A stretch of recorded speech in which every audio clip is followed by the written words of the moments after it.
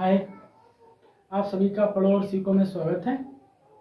मेरा ये भरोसा है कि आप सभी लोगों ने मेरी पुरानी वीडियो देख ली होगी। अगर आपने नहीं देखी है तो आप उस वीडियो को ज़रूर देख कर आएँ। अगर आपने वो वीडियो नहीं देखी तो आपको रोमन संख्याएं जल्दी समझ में नहीं आएंगी। तो हम कह सकते हैं कि जो कल मैंने आपको क्वेश्चन दिए थे वो आप लोगों ने घर पर कर लिए होंगे, लेकिन आपको पता नहीं, ऐसा लगता होगा जो मैंने क्वेश्चन किए हैं वो सही किए या तो फिर गलत किए। तो उन क्वेश्चनों को आप यहाँ पर चेक कर सकते हैं कि आपने वो जो क्वेश्चन किए हैं वो सही किए या फिर गलत किए। मैंने आपको 3-4 क्वेश्चन दिए थे। 3-4 क्वेश्चन मतलब ये है कि मैंने आपको सबसे पहले 99 दिए थे। 99 किस प्रकार लिख सकते हैं। हम 99 लिखने से पहले कुछ नियम चेक कर लेते हैं कि किस में से क्या घटा सकते हैं, किस में से क्या नहीं घटा सकते हैं। तो मैंने आपको कल बताया था आई का मतलब होता है 1 और बी का मतलब होता है 5, एक्स का मतलब होता है 10, एल का मतलब होता है 50, सी का मतलब होता है यहाँ पर 100 और जो डी का मतलब होता है 500 और एन का मतलब होता है यहाँ 1000। तो आप इस प्रकार से देख सकते हैं, आई का मतलब 1, बी का मतलब 5, एक्स का मतलब 10, एल का मतलब 50, सी का मतलब 100, डी का मतलब 500, एन का मतलब 1000। हम इनमें से ये देखने वाले हैं कि कौन सी संख्या किसमें से घटाई जा सकती है, किसमें से नहीं घटाई जा सकती है। अगर हम आपको बताएं x में से आप i को घटा सकते हैं। हम यहाँ पर l की बात करें तो आप इसमें i को नहीं घटा सकते हैं। हम यहाँ c में बात करें तो आप इसमें से i को नहीं घटा सकते हैं। अगर हम d की बात करें तो इसमें से आप i को नहीं घटा सकते हैं।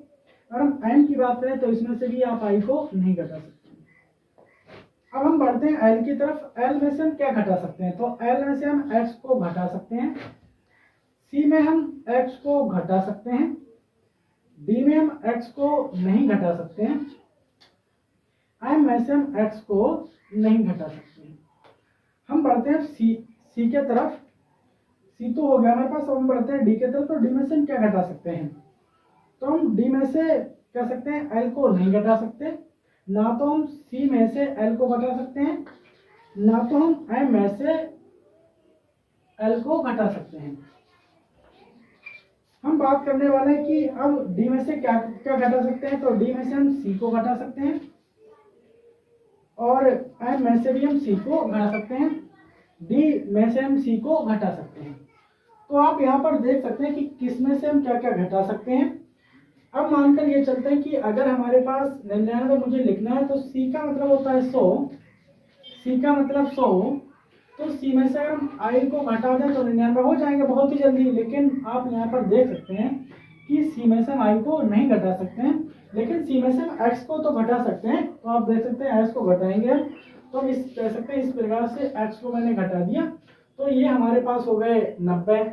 अगर मुझे 10 लिखना है, अब मुझे 10 लिखना तो हम डायरेक्ट कह सकते हैं कि 10 के लिए मेरे पास x है, लेकिन 9 के लिए आप देख सकते हैं कि 9 के लिए कोई भी ऐसा संकेत नहीं बना है, ऐसा कोई चिन्ह नहीं बना है जो 9 को दर्शाता हो।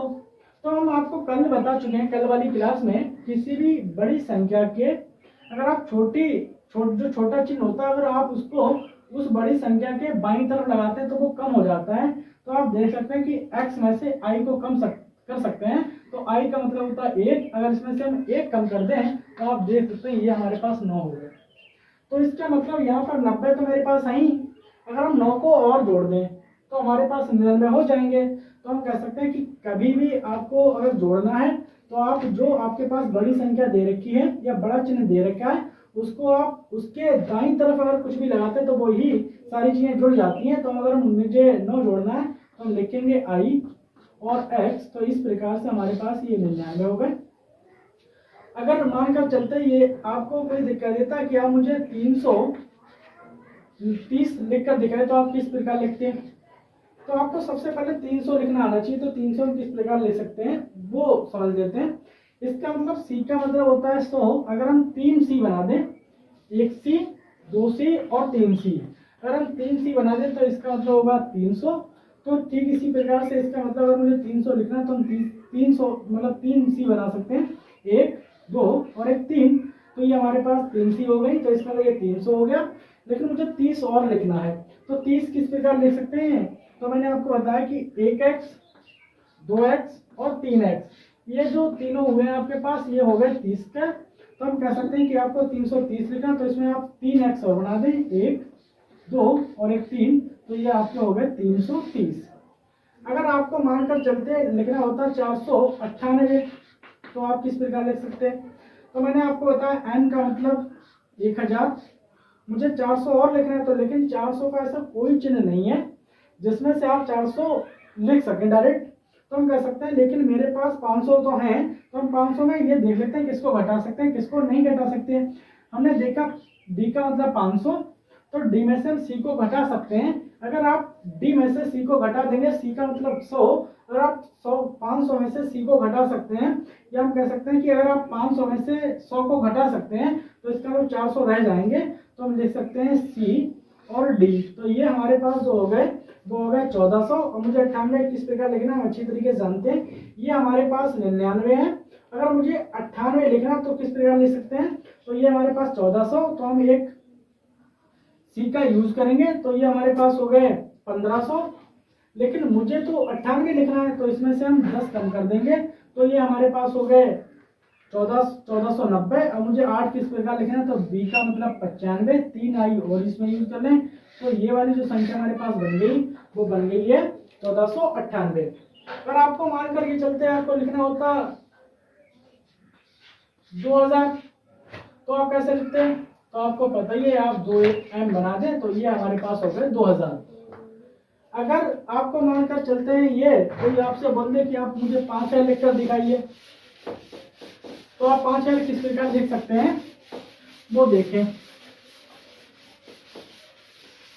इसका मतलब हमारे पास जो m का मतलब होता है वो होता है 1000। लेकिन हम कभी भी 3 जो एक चिन्ह एक बार यूज कर लेते हैं, उनको कभी भी हम 3 से ज्यादा बार यूज नहीं कर सकते। लेकिन मुझे 5000 किस प्रकार लिखना है वो सीखना है मुझे। तो हम कह सकते हैं ये हमारे पास 5000 हो गए, तो हम किसी भी चिन्ह को 3 से ज्यादा बार यूज नहीं कर सकते। तो 1m, 2m और 3m, तो इसका मतलब ये जो हुए हमारे पास 3000 हुए। तो मुझे 5000 किस प्रकार लिखें ताकि मेरे पास जो 5000 है ना वो लिख जाए। तो हम अच्छी तरीके से जानते हैं कि अगर आपको 5 लिखना आना चाहिए, तो आप 5 देखेंगे इस प्रकार लिखे जाते हैं। इसके पास ऊपर से आप एक रेखा गुजार दें, तो ये हमारे पास 5000 हो गए। और आपको 10000 लिखना है, तो हम कह सकते हैं आप x बनाए और इसके ऊपर एक रेखा गुजार दें, तो ये 10000 हो गए। और आपको मानकर चलते हैं कि 40000 लिखना है, 40000 आपको लिखना है, तो हम कह सकते हैं कि आपको सबसे पहले 4000 मतलब 400 लिखना आना चाहिए। तो d का मतलब 500, x और c का मतलब 100, तो d में से c गया 400 और 400 के ऊपर आप रेखा गुजार देते हैं, तो ये हमारे पास हो गए 40000। तो अब हम इसके कुछ नियम पढ़ते हैं, जो रोमन संख्याओं में कुछ नियम यूज होते हैं। क्या क्या नियम हो सकते हैं पहले उसे देख लेते हैं। संकेतों b, l और d को b बड़े मान वाले संकेतों के बाईं ओर नहीं लिखा जाता है। इसका मतलब साफ है कि अगर आप कोई भी अंक लिखते हैं जैसे b, l और d को बड़े मान वाले संकेतों के बाईं ओर, इसका मतलब इसके बड़े, जैसे मानकर चलते हैं अगर आप लिखना चाहते हैं x, तो इसको आप अगर इन अंकों में से अगर आप b को लिखना चाहें इसके बाईं ओर, तो आप इसमें नहीं लिख सकते। इसके साथ साथ इसने बताया इसका बड़ा मान l का जो बड़ा मान है वो c है, तो c के बाईं तरफ आप l को नहीं लिख सकते। इसके साथ साथ बताया है कि d का जो हम कह सकते हैं d है ना, d का जो बड़ा मान है वो m है।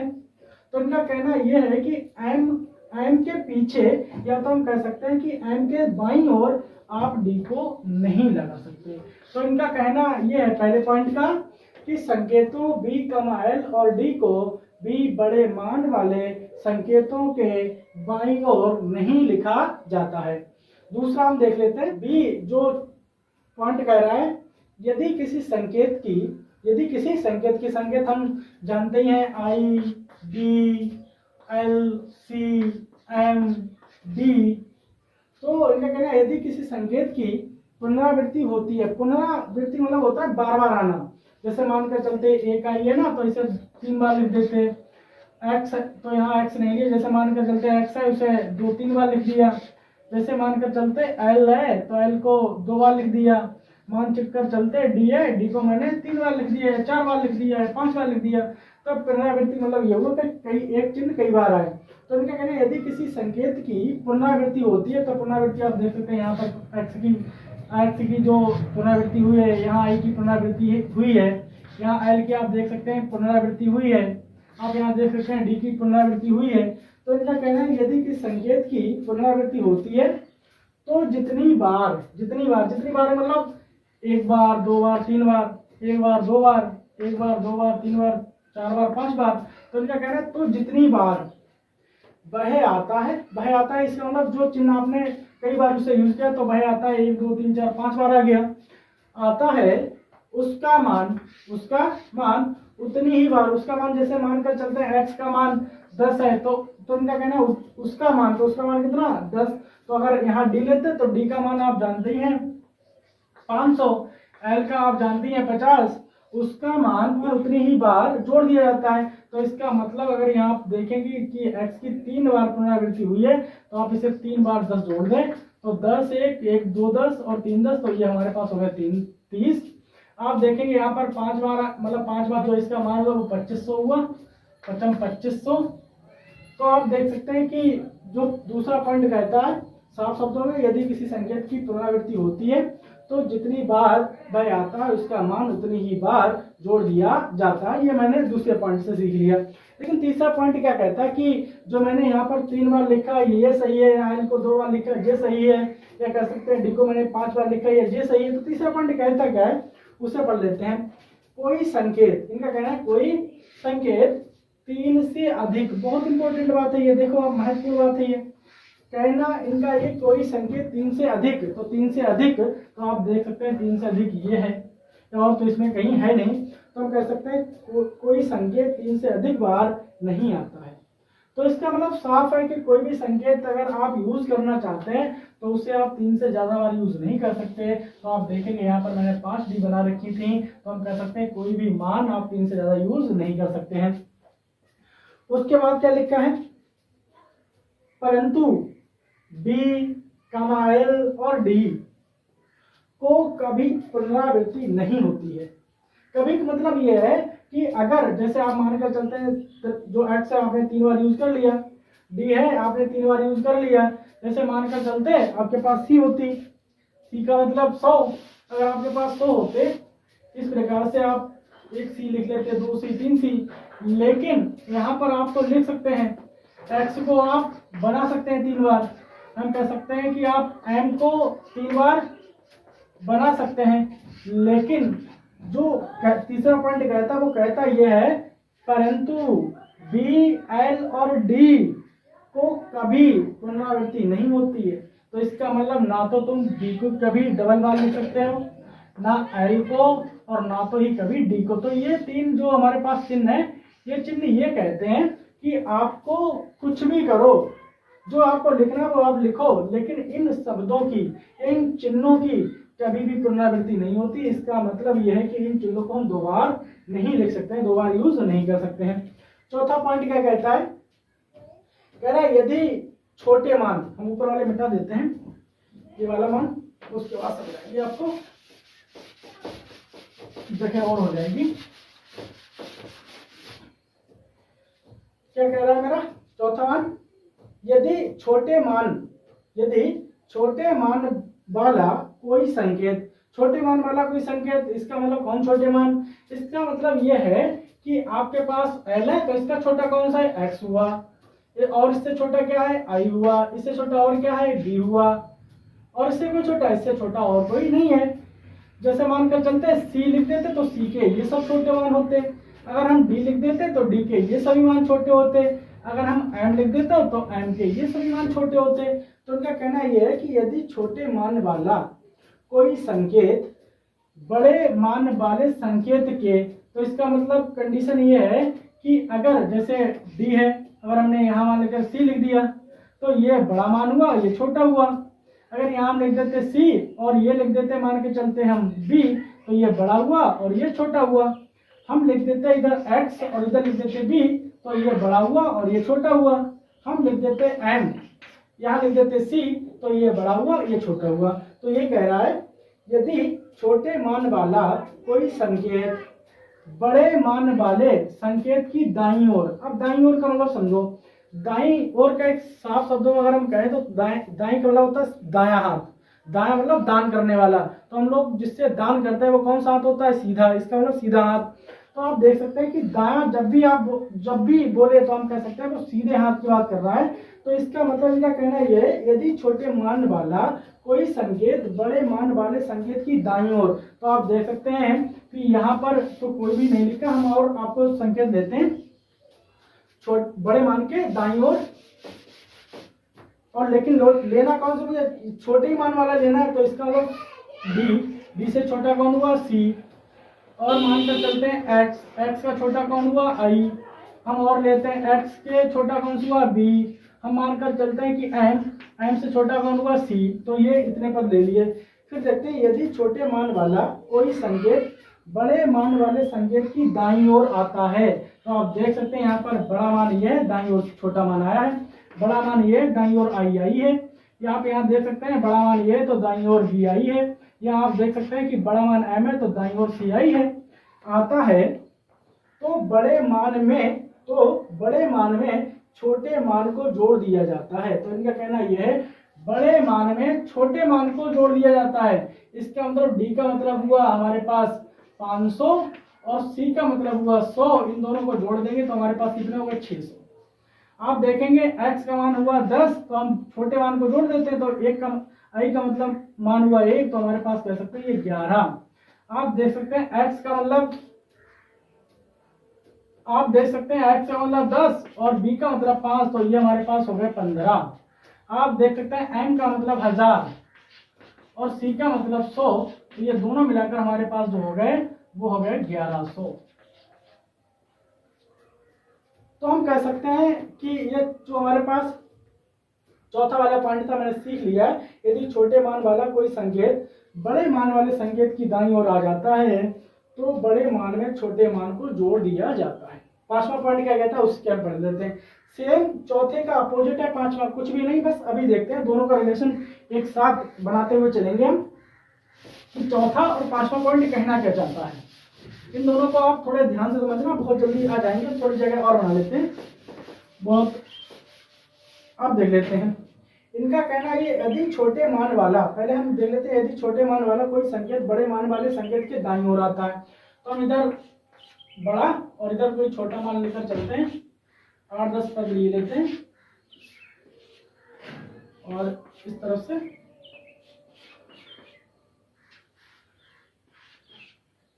एक हो गया।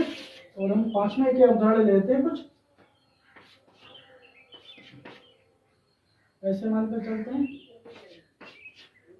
और इस प्रकार से लेकर चलते हैं और बी को लेकर चलते हैं, इतने पद ले लेते हैं। तो हमारे पास ये 4 पद हैं। हम देखते हैं यदि छोटे मान वाला कोई संकेत बड़े मान वाले संकेत की बाईं ओर, तो पहले बाईं ओर समझ लेते हैं। बाईं ओर क्या होता है? बाईं का मतलब होता है बायां हाथ, बायां हाथ का मतलब होता है उल्टा हाथ। तो इसका मतलब कोई बड़ा मान के पीछे, या तो हम कह सकते हैं बड़े मान के बाईं ओर कोई भी पद आपको मिल जाता है तो आप उसे हमेशा घटाएंगे, हमेशा घटाएंगे। तो यही लिखा है यदि छोटे मान वाला कोई संकेत बड़े मान वाले संकेत के बाईं ओर आता है तो बड़े मान में से छोटे मान को घटा दिया जाता है। तो हम यहाँ पढ़ लेते हैं। पहले जो चौथा पॉइंट कहता है, पांचवा पॉइंट ठीक उसका अपोजिट है। मैंने यहाँ पर पढ़ा कि यदि कोई बड़ा मान उसका छोटा मान दाईं तरफ आ जाए तो वो संख्या जुड़ जाती है। तो आप देखेंगे x वाला 10 2 12।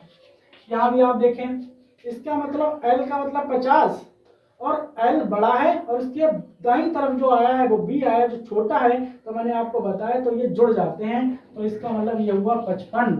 आप देख सकते हैं कि c का मतलब हुआ 100 और x का मतलब हुआ 10, तो 10 छोटे हैं, c है बड़ा, तो हम कह सकते हैं कि c के दाईं तरफ x आया है इसलिए जुड़ जाएंगे, तो ये हो जाएगा 110।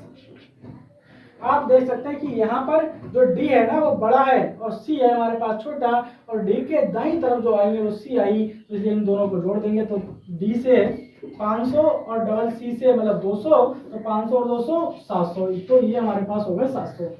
यहाँ आप देखें अब पांचवा पॉइंट क्या कहता है, देखें आप, यदि छोटे मान वाला कोई संकेत, यदि छोटे मान वाला कोई संकेत, तो देखें आप छोटे मान वाला संकेत ये बड़ा मान और ये छोटा मान, तो क्या कहते हैं यदि छोटे मान वाला कोई संकेत बड़े मान के बाईं तरफ आ जाता है तो वह संख्या घट जाती है, तो x में से 1 चला गया 9 बच्चे। L का मतलब होता है 50, लेकिन x का मतलब होता है 10, लेकिन आप यहाँ देखेंगे बड़ा मान जो हमारे पास है वो छोटे मान की दाईं तरफ है, इसका मतलब ये वाला घट जाएगा, तो L में से 10 गया 40। आप देख सकते हैं यहाँ C का मतलब 100 में से x चला गया, तो हम कह सकते हैं ये 90। आप इसी प्रकार देखेंगे D का मतलब 500 और C आई है D के बाईं तरफ, तो 100 कम हो जाएंगे, तो इसका मतलब यहाँ पर हमारे पास हो जाएंगे 400।